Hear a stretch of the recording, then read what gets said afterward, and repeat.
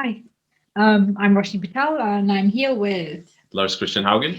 And this round, we're keeping the format a little bit different, and we are using this to talk about little investing news headlines and just having a little casual chat about it. Yeah. This is it. This week, we wanted to talk about Bill Ackman, the activist investor who has initiated a position in Domino's Pizza. And he owns now just shy of 6% of the business, and he purchased when shares dropped to $330. Yep.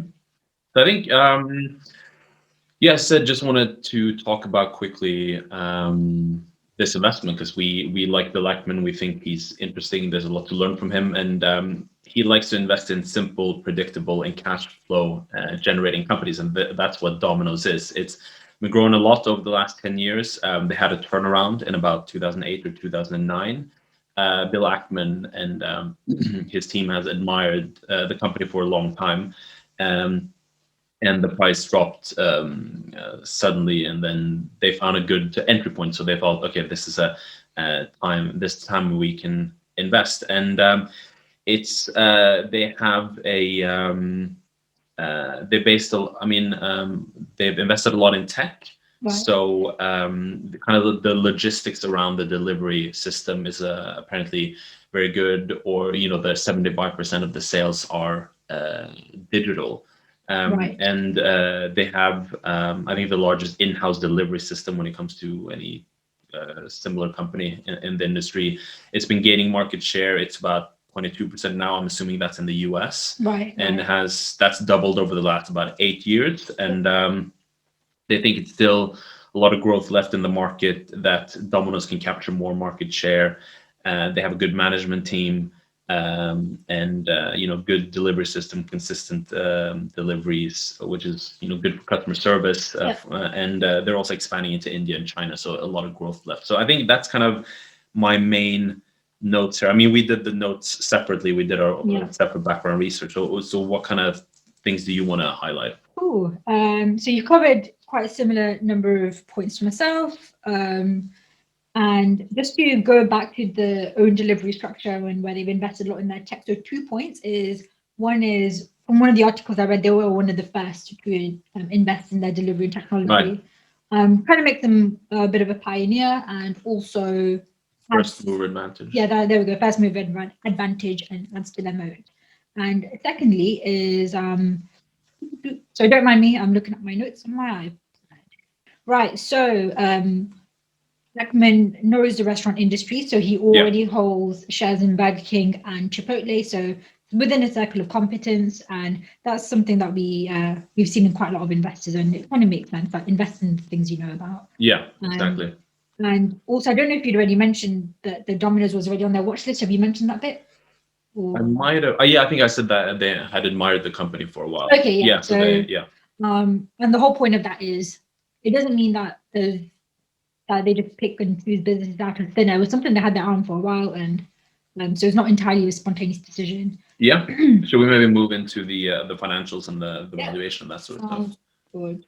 So, yeah, so the revenues have been growing over the last 10 years. Before that, they were a bit stagnant, but that was probably before the turnaround, and after the turnaround, they sort of things started picking up.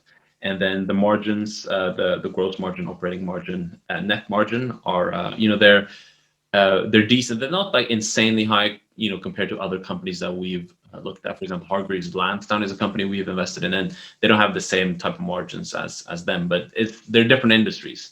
So they're positive margins, making money in every single year, I think, and also the margins have been slowly increasing over the years, and they have a very high return on assets, and their cash flow per share it has grown a lot over the last 10 to 15 years. So kind of financials are very positive. So that's kind of what I mentioned. I don't know if you have anything else, or maybe you want to talk about the valuation.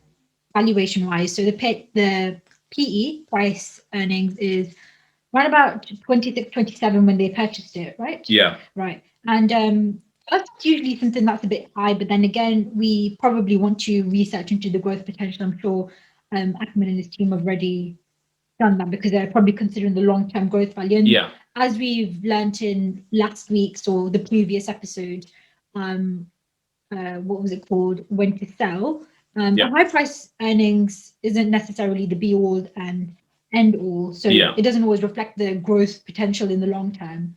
Yeah, it doesn't reflect it. Yeah. So if it's a very high quality company that's going to grow a lot, Yeah.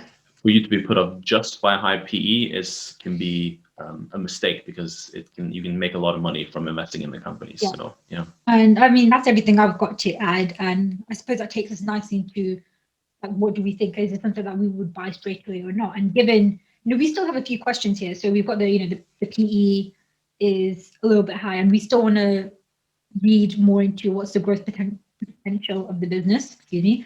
And also, I saw the debt to equity ratio, and surprisingly, that was negative. I don't know what that means, but that's something that. Well, it's negative because of the equity is negative. Negative equity, but Yeah. whenever we read about negative equity, it's always seen as a negative thing in itself. But Yeah.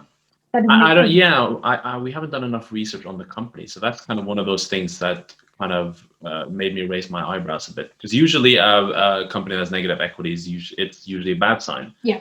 But obviously, Domino's is a good company, so we don't know if there's something strange with maybe the numbers that we're looking at. Maybe we would need to look at the annual report, or maybe there's something there that we're not understanding. Maybe they're, I don't know, buying back stocks. That's eliminating some of the equity. I don't, off the top of my head, I don't know if that makes sense actually. So it's a strange one. I mean, the honest answer is that we don't know. So it's one of those things that we would have to look into. So my conclusion from the whole thing is that I just find it interesting to follow Bill Ackman, because I can learn from looking at how he's thinking, and then I can implement some of that myself, because he's a very thoughtful investor and a very successful investor. And this is something I would like to have on my watch list. I wouldn't be ready to buy yet because I haven't researched it, and also the price is a bit too high for me at the moment, because it's gone up even more. So now the PE is maybe around 34 or something. Yeah, so that's right. That's kind of my conclusion from the whole thing. So I don't know if you agree with that. Yeah, that's basically it. I mean, honestly, I'd want to do a bit more reading, research into it. Because there's still a few unanswered questions here. And I guess, that takes us to the end of our little chit chat. Yeah. Let us know what you think. And thanks for watching.